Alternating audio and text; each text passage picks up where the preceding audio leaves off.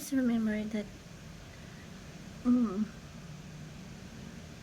it is your mistake that helps you define who you really are. Huwag mong isipin na porket nagkamali ka, wala ka lang kwenta. The more you commit mistakes, the more failure life you are, the more you grow value in life. The more you commit mistakes, your failures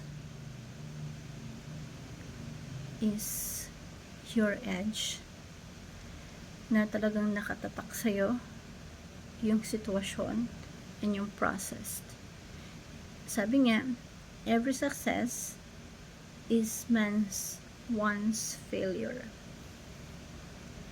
They fail because they try. Kaya huwag mong iisipin na porket nagkamali ka, it's just the end. It is just the beginning. The more you commit mistakes, the more you learn, and the more you become successful. That is yogurt.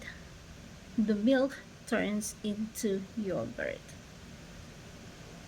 and yogurt turns into cheese. Gamitin mo yung pinagdaanan mo para magkaroon ka ng value sa life. The more you commit mistakes, the more you have knowledge, the more you have learned something. And the more you become strong, and the more you become successful. Lahat ng bagay, merong dahilan bakit nangyayari. Gamitin mo tong dahilan na to para magkaroon ka ng purpose sa life mo na mas pagbutihan mo pa instead na bumitibo ka sa mga sitwasyon na pinagdadaanan mo. Instead na sumuko ka sa failure na pinagdadaanan mo. Subukan mo na add value sa mga mistakes na ginawa mo. Kasi when you add value to it, you learn something from it. And you see how value those moments, those mistakes, because that makes you who you really are. Wala namang perfect sa mundo. Turns that failure into something bigger. Turns that failure into something huge.